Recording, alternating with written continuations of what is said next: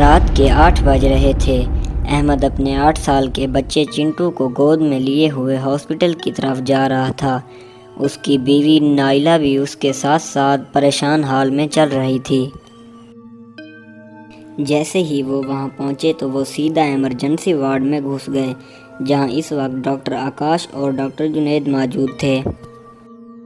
انہیں اندر آتا دیکھ کر ڈاکٹر آکاش کہتا ہے، ارے ایسے کیسے نوک کیے بغیر اندر گھسے آ رہے ہو؟ معاف کریں ڈاکٹر صاحب، میرے بیٹے کی طبیعت خراب ہے، آپ مہربانی کر کے میرے بیٹے کو دیکھیے۔ ڈاکٹر جنید انہیں اسٹریچر والے روم میں لے کر آئیں۔ ٹھیک ہے ڈاکٹر آکاش۔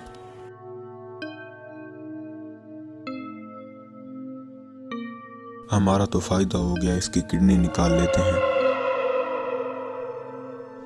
نکال تو لیں گے مگر اس کے گھر والوں کو کیا کہیں گے؟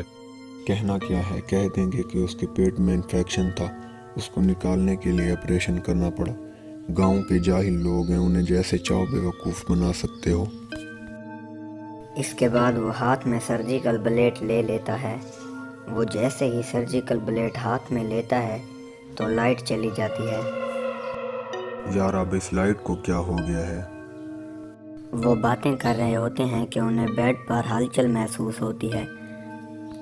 وہ جیسے ہی نیچے بیڈ پر دیکھتے ہیں، چنٹو کی جگہ ایک خطرناک سا آدمی بیڈ پر لیٹا ہوا ہوتا ہے۔ یہ دیکھ کر ڈاکٹر آکاش کے ہاتھ سے بلیڈ چھوٹ جاتا ہے اور دیکھتے ہی دیکھتے وہ بھوت آکاش کا گلا پکڑ لیتا ہے اور سرجیکل بلیڈ ہاتھ میں پکڑ کر ان کی آنکھیں پھوڑ دیتا ہے۔ یہ دیکھ کر ڈاکٹر جنید ہاسپٹل کے مین گیٹ کی طرف بھاگتا ہے۔ وہ جیسے ہی باہر نکلتا ہے، آگے ایک خطرناک سی چڑیل کھڑی ہوتی ہے۔ وہ ڈاکٹر جنید کو پکڑ لیتی ہے اور اس کے پیٹ میں سرجیکل بلیڈ گھونپ دیتی ہے۔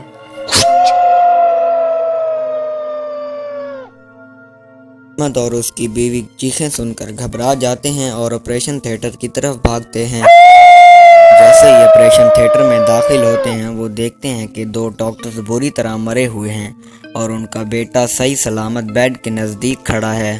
اس کے بعد احمد اور اس کی بیوی اپنے بیٹے کو ہاسپٹل سے لے کر گھر چلے جاتے ہیں۔ جب ہاسپٹل کھلتا ہے تو 2 ڈاکٹروں کو مرا ہوا دیکھ کر سارے ہاسپٹل میں افراتفری مچ جاتی ہے۔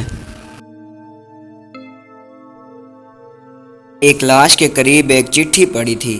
جیسے ہی اس چٹھی کو اٹھایا تو اس میں لکھا ہوا تھا بھائی جان۔ اس چٹھی کو پڑھتے ہی ڈاکٹر افتخار کے چہرے کا رنگ اڑ گیا اور اس کی آنکھوں میں خوف دکھائی دینے لگا۔ اس نے اسی وقت فون اٹھایا اور ڈاکٹر عثمان کو ان کے قتل کی خبر دی۔ یہ تم کیا کہہ رہے ہو؟ یہ کیسے ہوا؟ جن دونوں کی موت ہوئی تو یہ آپریشن تھیٹر میں ایک بچے کے ساتھ تھے۔ ایک بات چونکانے والی یہ ہے کہ ان کے پاس سے ایک کاغذ کا ٹکڑا ملا ہے جس پر لکھا ہوا تھا بھائی جان۔ کیا بھائی جان؟ نہ جانے کیوں یہ نام سنتے ہی عثمان کی حالت خراب ہو گئی۔ جلدی کرو، تم میرے ساتھ چلو۔ عثمان، اس کی بیوی اور اس کی بیٹی دلی جانے کے لیے نکل پڑتے ہیں، مگر ڈرائیور دلی کے بجائے ہاسپٹل کے راستے پر گاڑی لے جاتا ہے۔ ڈرائیور، تم دلی کے بجائے ہاسپٹل کی طرف گاڑی کیوں لے جا رہے ہو؟ ڈرائیور نہیں، بھائی جان۔ ہاسپٹل کے آگے جیسے ہی کار رکتی ہے، بھائی جان کا بھوت عثمان کی بیٹی کو لے کر ہاسپٹل کے اندر چلا جاتا ہے اور اسے اسٹریچر پر لٹا کر ہاتھ میں سرجیکل بلیڈ پکڑ لیتا ہے۔ یہ دیکھ کر عثمان کی بیوی آگے بڑھتی ہے اور بھائی جان کے پاؤں پھڑنے لگ جاتی ہے اور اس کی منتیں کرنے لگ جاتی ہے کہ میری بیٹی کو چھوڑ دو۔ میں اب اتنا ہی بے رحم نہیں کہ میں اپنے ہاتھوں سے بچوں کو مار دوں، بس میں تمہارے شوہر کو یہ سبق سکھانا چاہتا ہوں۔ جس طرح انہیں اپنے بچوں کو چوٹ پہنچنے پر تکلیف ہوتی ہے، اس طرح دوسروں کو بھی ہوتی ہوگی، اس لیے یہ جو کر رہا ہے یہ بہت برا ہے۔ کیا کیا ہے میرے شوہر نے؟ یہ تو خود اس سے پوچھو کہ اس نے کیا کیا۔ اس کے ہاسپٹل میں ایسے کئی واقعات ہو چکے ہیں، جو بھی مریض آتا ہے یہ اس کی کڈنی نکال لیتا ہے اور آگے فروخت کر دیتا ہے۔ میں بھی اس ہاسپٹل میں وین چلاتا تھا۔ ایک دن میں بھی اپنی والدہ کو لے کر اس ہاسپٹل میں آیا تھا۔ اس نے میری والدہ کی دونوں کڈنیاں نکال لیں جس سے ان کی موت ہو گئی اور میں بھی یہ صدمہ نہ سہ سکا اور مر گیا. اب میں اس سے بدلہ لوں گا. مجھے ایک موقع دیجیے, میں اس کو خوب سزا دلواؤں گی اور جیل میں ڈلواؤں گی. پلیز آپ اسے چھوڑ دیجیے. آخری موقع دے رہا ہوں میں تمہیں. عثمان کی بیوی عثمان کو جیل میں ڈلوا دیتی ہے.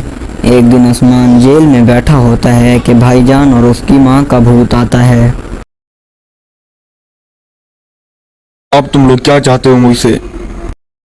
تمہاری زندگی. عثمان کی آخری چیخ اس جیل میں گونج کر رہ جاتی ہے.